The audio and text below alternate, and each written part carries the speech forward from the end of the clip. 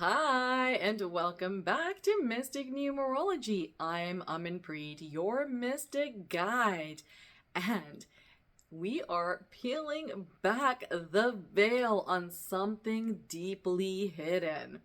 We're exploring the gifts of your life path, expression, and soul urge. But what about the shadows? The dark side of your numbers? Today, we're going to be diving into the ego traps, karmic patterns, and emotional wounds in each number. How to spot when your number is in the shadow, why shadow work is sacred, and how to unlock your next evolution. A full breakdown for numbers 1 through 9, as well as the master numbers 11, 22, and 33. This is the numerology that most people avoid, but you're brave enough to face it. So let's begin. What is a number's shadow? Each number has two sides. The light, your potential, your gifts, and your purpose. The shadow, your wounds, your karma, your fears, and your avoidance patterns. When we're unconscious or out of alignment, we live from the shadow. Shadow numerology reveals what sabotages you from the inside, what you project onto others, and how to do your sacred inner work. This isn't about judgment, it's about integration. Shadow is there for your greatest healing lives. The shadows of each number. 1. The leader. Your light side makes you independent, ambitious, and a trailblazer. But your shadow side, when you're in it, you become ignorant, isolated, and controlling, even egocentric. You want to watch out for fear of asking for help, believing that you must do it all alone. You don't have to do it all alone. Just remember that. You can always reach out and ask for help. Here is your healing mantra. I lead with humility and welcome support. 2. The Peacemaker. When you're in your light side, you are harmonious, intuitive, and cooperative. However, when you're in your shadow side, you become passive aggressive, overly sensitive, needy, and afraid of conflict. You want to watch out for suppressing your truth to avoid tension. Here is your healing mantra. My peace begins with my truth. 3. The Creator.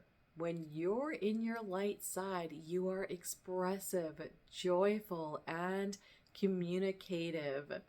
When you're in your shadow side, you become superficial, attention seeker, scattered, and avoid emotions. You want to watch out for using charm to mask pain or escape from depth of your own hurts. Your healing mantra is going to be my vulnerability is my true voice. Number 4, the Builder. When you're in your light, you are grounded, disciplined, and responsible. However, when you're in your shadow, you're rigid, controlling, stuck in fear or in perfectionism. Watch out for overworking, fear of change, trusting only what's logic. And here is your healing mantra. I am safe in flexibility. Number 5, the Freedom Seeker. When you are in your light, you're adventurous, dynamic, and sensational. However, when you're in your shadow, you're addictive, impulsive, relentless, and unreliable. You want to watch out for escaping boredom with chows, commitment issues as well. Here is your healing mantra: freedom lives in conscious choices. I do apologize. My cat has decided he wants to be vocal and roam around the place. 6. The nurturer. When you are in your light, you are responsible, loving, and protective.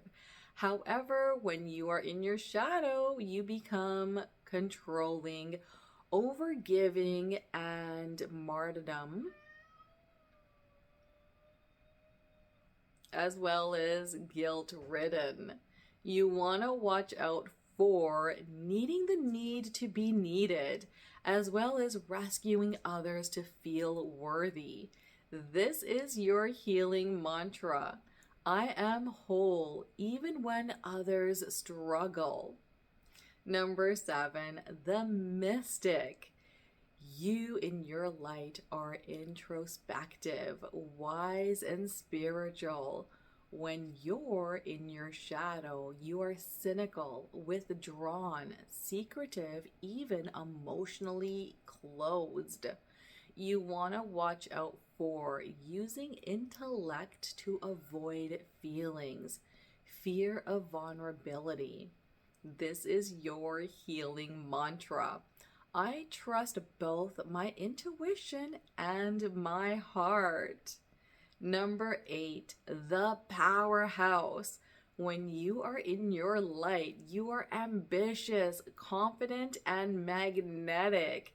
However, when you're in your shadow side, you become greedy, domineering, materialistic, and you have a fear of failure.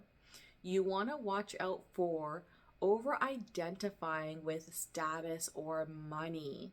And this is your healing mantra. True power flows from inner peace. That is beautiful. Number 9, the humanitarian. When you're in your light, you are compassionate, wise, and generous. However, when you are in your shadow, you have a tendency to play the victimhood card. You also have avoidance of boundaries and martyrdom. You want to watch out for taking on everyone's pain and calling it love, because that ain't love, honey. That is just taking on everyone's pain. Your healing mantra is, I serve with love, not sacrifice.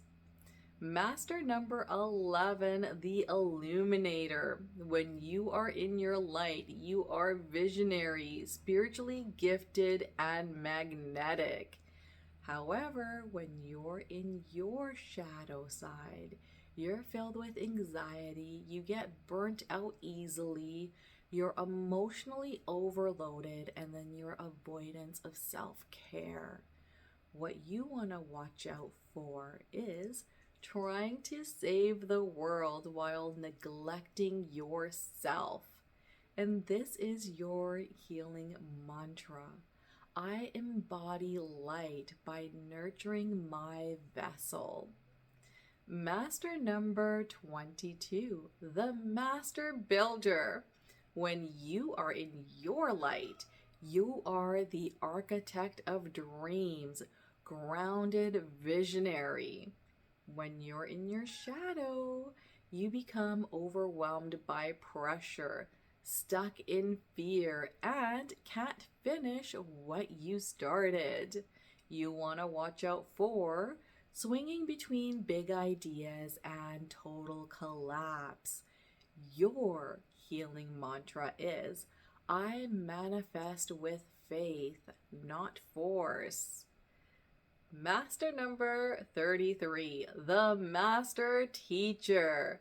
When you're in your light, you are divine compassion, healer, and a soul guide. But when you're in your shadow, you are self-sacrificing, guilt-ridden, burn out easily, and trying to rescue everyone but yourself. You want to watch out for forgetting yourself within the name of love. So remember to love yourself as well. And your healing mantra is, my light heals best when I am whole. How to work with your shadow. Awareness is number 1. Know your numbers and their patterns. This right here is the biggest thing that I can say to any of you guys. Study your numbers, study your gifts, and study your shadow sides as well, because those are your challenges. And when you learn awareness and you are aware of what your challenges are and you embrace them and learn how to deal with them, then you're able to move and evolve, and life just feels so fulfilled. 2 is going to be compassion. See your shadow as wounded wisdom, because that's exactly what it is. And that could be from past experiences, repeating ourselves with the same mistakes. Stop and think and be like, why am I repeating the same thing over and over and getting the same result? Maybe there is that shadow portion that you're in that you need to acknowledge and then work through it, so you can move forward and not repeat it again. Integration is number 3. Don't reject the shadow. Love it into wholeness. This right here is a part of you, and you need to learn to accept and love it and embrace it at the same time, because once you learn how to channel and become aware of it, you're able to fix it and then move forward. Because we all have our bad sides and we all have our good sides. We have our potentials and we have our weaknesses. So, or even strengths on that portion of it. Shadow reflection prompts. Where am I playing out of my shadow side in my life path? Write that down on your side and listen to your intuition at the same time. How does my soul urge go into overdrive? Again, your soul urge number, the previous videos, you can take a look at those ones and take a look and write it down and see where you're in overdrive for your soul urge. When does my personality number become a mask? Ooh, this is deep, you guys. You want to channel that as well. And get down to the bottom of it, because we want to grow and become beautiful together. Shadow doesn't mean that you're broken. It means unfinished. It's your invitation to become whole. Sacred shadow ritual. The mirror of truths. What you're gonna need is a mirror, a dark candle, and a journal. Sit in front of the mirror and light the dark candle. Gaze into your eyes and say your life path number out loud. Then whisper the shadow traits that you recognize. Speak them with honesty. And say, I honor this shadow. I now reclaim its gifts. Journal what comes up. What gifts live beneath the wound? Close with, I walk whole, light and shadow, sacred and true. You've just walked through the most sacred door, the one within. The shadow is truly not your enemy. It's your invitation to embody your light more fully.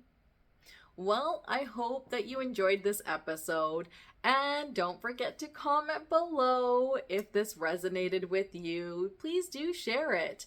And if you liked it, you know what to do. You are the light, but you are also the mirror. And we are just getting started. I'll see you in the next episode. Bye.